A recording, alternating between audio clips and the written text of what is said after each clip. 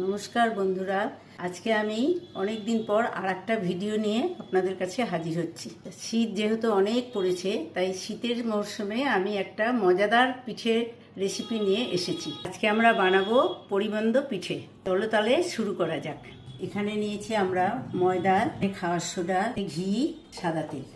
ময়দাটার মধ্যে 1 চামচ খাওয়ার সোডা মিশাবো, তারপরে হচ্ছে ঘি দিব। এতে ঘি দিলে জিনিসটা খাসতে হবে খুব। দিব রিফাইন তেল দিয়ে এখন এটাকে ভালো করে ময়াম দিতে হবে। আর এখানে আমি দিব সর সমেত গরম দুধ। এটা দুধ দিয়েই মাখতে হবে শুধু, একটুকু জল দিতে হবে না। মাখা হয়ে গেলে একটু সাদা তেল মাখিয়ে এটাকে 10 মিনিটের জন্য রেখে দিতে হবে। এটা সফট হয়েছে। এটা এবার ভিজে কাপড় দিয়ে এমনি করে ঢেকে রাখতে হবে এটাকে। এবার আমরা চিনির রস করতে যাব।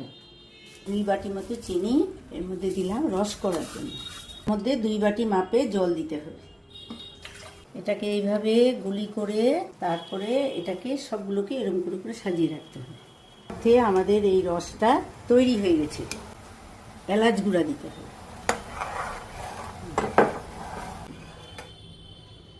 বেলে দেখাচ্ছি, এরকম করে বেলতে হবে। এটাকে আস্তে করে খুব আস্তে আস্তে বেলতে হবে।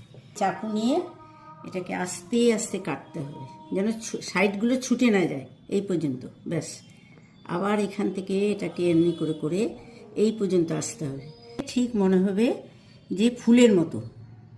এই আস্তে করে তুলে একটার পর একটা দিতে হবে। খুব আস্তে আস্তে তুলে আবার নিয়ে আসতে হবে।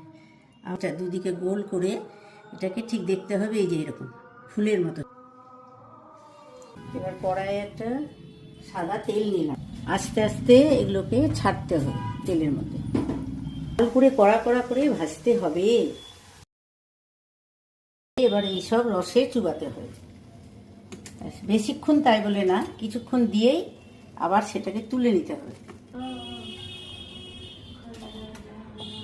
এবার আমি আমার এগুলো বানানো জিনিস আমার নাতিকে খেতে দিচ্ছি।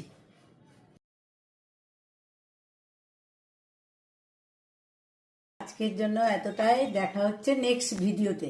বাই।